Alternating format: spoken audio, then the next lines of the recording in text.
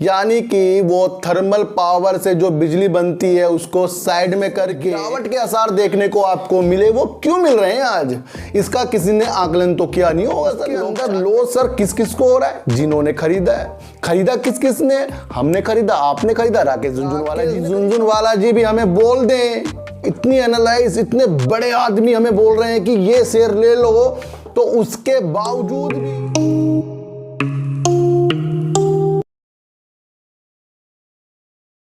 नमस्कार, मैं स्वागत करता हूं आपका अपने ही चैनल में जिसका नाम है सार्थक बाजार से। और आज बात करेंगे सर अशोक लीलैंड की, और बात करेंगे सर टाटा पावर की, और बात करेंगे सर सुजलोन एनर्जी की। सर इन तीनों की बात करने से पहले ना आपको एक बात बता दूं मैं कि अगर राकेश झुनझुनवाला जी भी हमें बोल देना कि ये वाला शेयर ले लो, ये आपको प्रॉफिट दे देगा, आप लिख कर रख लो सर, हम उसमें से प्रॉफिट ले ही नहीं सकते। ध्यान रखना आप। राकेश झुनझुनवाला जी भी हमें बोल दें, इतनी एनालाइज, इतने बड़े आदमी हमें बोल रहे हैं कि ये शेयर ले लो, तो उसके बावजूद भी हम उसके अंदर से प्रॉफिट नहीं ले सकते सर। वो क्यों नहीं ले सकते? क्योंकि हमने खुद को गुरु जो मान लिया है। अब मार्केट में जो खुद को गुरु मानेगा ना, समझ लो वो चेला बनने के लायक बन जाता है। जितने भी मार्केट में खुद को गुरु मानकर बैठे हैं ना, दांव लगा रहे हैं, सबके सब फंसे हुए हैं सर। ध्यान रखना, अपना हृदय नरम, अपना स्वभाव नरम, अपनी इमोशनल जब तक के सही डायरेक्शन में नहीं होगी, आप राकेश झुनझुनवाला के बताए शेयरों में भी आप प्रॉफिट नहीं ले सकते सर। उन्होंने अगर कैनरा बैंक में कह दिया ले लो, या टाटा मोटर्स में कहा ले लो, हम उस वक्त तो ले लेंगे कि भाई राकेश झुनझुनवाला जी ने शेयर खरीद लिया, न्यूज आ गई, हम खरीद लेते हैं। पर वो थोड़े दिन तक ऊपर जाता है, फिर वो नीचे जहां राकेश झुनझुनवाला जी ने भी खरीदा होगा उससे भी नीचे आ जाता है। अब उसके अंदर लॉस सर किस किस को हो रहा है? जिन्होंने खरीदा है। खरीदा किस किस ने? हमने खरीदा, आपने खरीदा, राकेश झुनझुनवाला जी ने खरीदा। अब क्या हुआ सर? राकेश झुनझुनवाला तो मस्त बैठे हैं, धैर्यवान बने, और कुछ लोग उसमें भी धैर्यवान बने, मस्त बैठे, लेकिन कुछ लोग घबरा गए। यार राकेश झुनझुनवाला जी ने शेयर खरीदा और उनका शेयर ही सर थोड़े दिन ऊपर गया, फिर नीचे आ गया। अरे अब क्या होगा? अरे ये क्या होगा? कोई दूसरा कहता है भाई ये मार्केट गिर गई, तीसरा बता देगा ये न्यूज आ गई, दूसरा कुछ और बता देगा। ये बताने के चक्कर में ना हम गुरु बन जाएंगे, और गुरु बनते ही हमने उनसे एग्जिट जैसे ही किया, वो शेयर आपको अगले दिन से ऊपर जाता हुआ दिखाई दिया।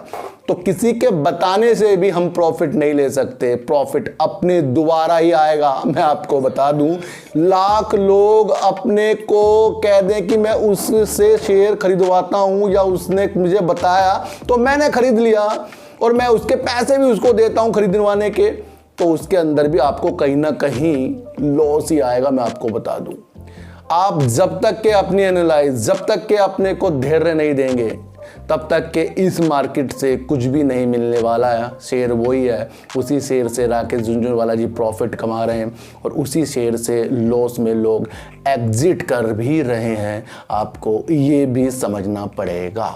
तो पोर्टफोलियो तो लाल सबके होते रहेंगे, ग्रीन सबके होते रहेंगे, पर उस लाल को ग्रीन बनाने वाली कला जो है वो है संयम। और संयम इसलिए मैं आपको बता रहा हूं क्योंकि वो आता है सर न्यूज से सर। तो बात करते हैं अशोक लीलैंड की सर। भारत की दूसरी सबसे बड़ी कंपनी बस बनाने में, और पूरे विश्व में चौथे नंबर की कंपनी बस बनाने में, और ट्रक में सर 16वें नंबर की कंपनी में इसका नाम आता है।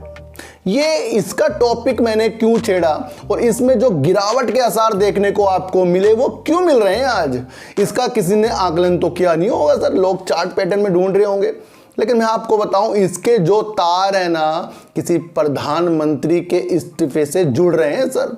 अगर आप इसको थोड़ा सा पीछे की तरफ जाओ तो अप्रैल 2022 में यूके के पीएम बोरिस जॉनसन जी ने भारत की यात्रा की थी। यूके के पीएम और हमारे देश के नरेंद्र मोदी जी जो हमारे पीएम हैं, उन्होंने आपस में एक बात की थी और उस बात का नतीजा ये था कि यूके के जो बोरिस जॉनसन पीएम है, उन्होंने कहा था कि सर अशोक लीलैंड की शाखा स्विस मोबिलिटी सर इंडिया के लिए और यूके के लिए बसों का निर्माण करेगी, इलेक्ट्रॉनिक बसों का निर्माण करेगी और हल्के वाहनों का निर्माण करेगी। इसके लिए यूके पीएम ने 300 मिलियन पाउंड सर इन्वेस्ट करने का मन बनाया था। अब उन्होंने मन बना दिया, लेकिन उन्होंने इस्तीफा देने की घोषणा कर दी है। अब उनके इस्तीफे से होगा क्या सर, क्योंकि उनके जो पार्टी के ही जो नेता थे या उनके जो सहयोगी थे, उन्होंने उनका विरोध कर दिया। अब इस वजह से वो वहां से इस्तीफा दे रहे हैं।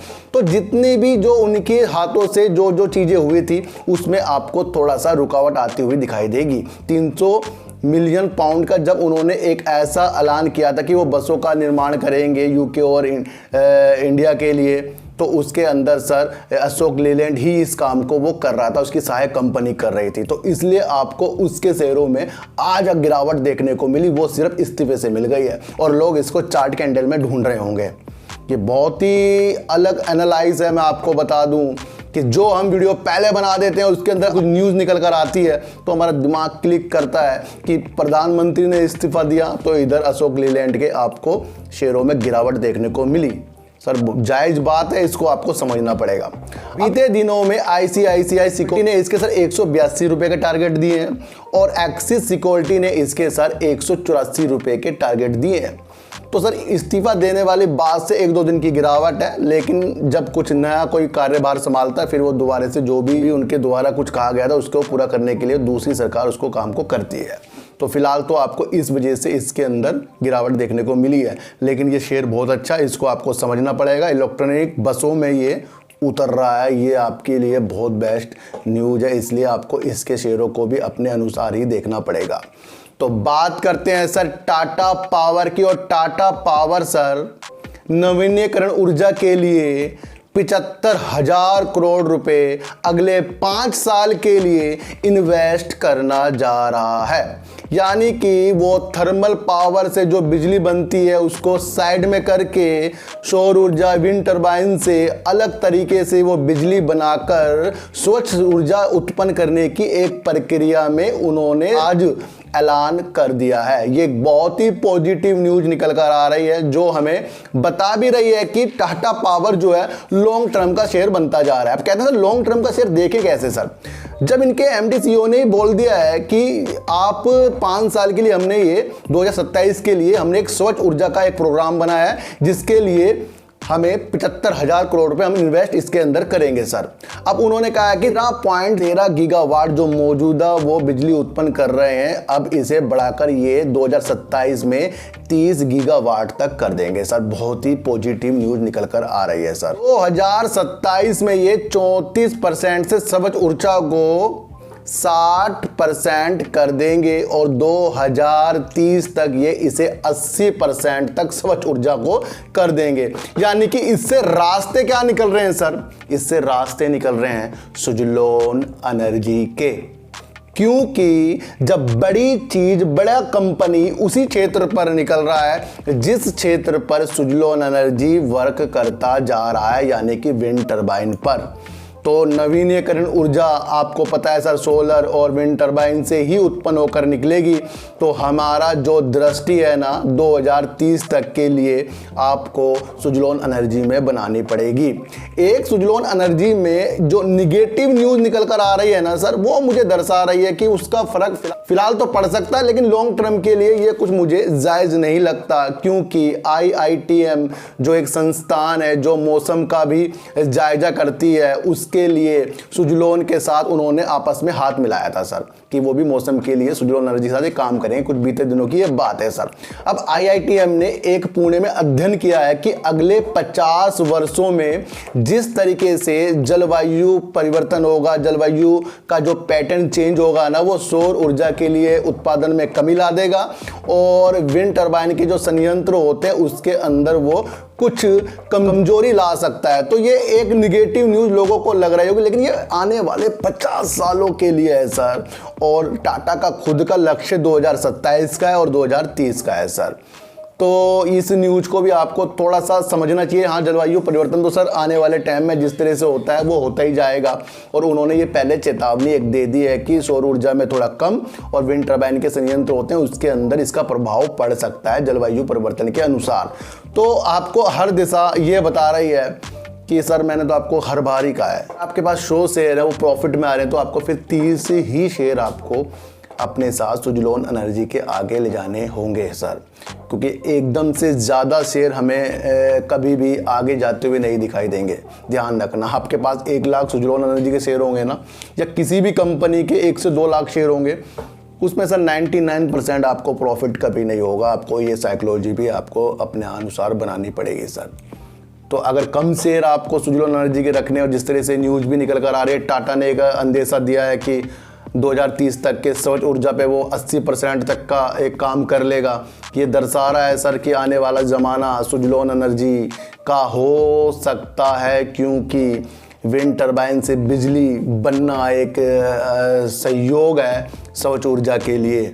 तो आपको सारी दृष्टि को अलग करनी पड़ेगी, और आपको जो अशोक लीलैंड में गिरावट आ रही है वो सिर्फ एक इस्तीफे के वजह से निकल कर सामने आ रही है, लेकिन बड़े बड़े लोगों के जो टारगेट भी निकल कर आ रहे हैं वो ये दर्शा रहे हैं कि आने वाला ज़माना अशोक लीलैंड का संभव है, क्योंकि ये इलेक्ट्रॉनिक बसों में वर्क कर रहे हैं जो आने वाले ज़माने के लिए, यातायात के लिए और हमारे पोल्यूशन को कम करने के लिए ज़्यादा महत्वपूर्ण होता जा रहा है। और शेयर मार्केट वही है कि अपनी एनालाइज करिए और दूसरा कोई शेयर बता रहा है तो उसमें फिर रोकने की क्षमता खुद ब खुद में बढ़ानी पड़ेगी। और सुजलोन एनर्जी में 10 साल आगे की बातों को IITM ने आज जो बता दिया है, तो थोड़ा सा निगेटिव असर कुछ दिनों के लिए ये डाल सकता है, लेकिन हमें जो अच्छी उज्ज्वलता जो मिल रही है वो मिल रही है टाटा पावर से, और वो 75,000 करोड़ रुपए सौर ऊर्जा के लिए ही खर्च कर रहा है, और उसके अंदर ही हमें सुजलोन में भी दिशा मिल रही है, और दिशा देखना ही हमारा एक कर्तव्य और हमारा एक काम है। तो सर चींटी को आटा दीजिए, गाय को रोटी दीजिए, अपने बच्चों को ज़्यादा से ज़्यादा प्यार कीजिए, क्योंकि बच्चे ही आपकी मासूमियत में से किस्मत पलटेंगे। तो फिर मिलेंगे आपसे नई वीडियो के साथ, जब तक के लिए नमस्कार।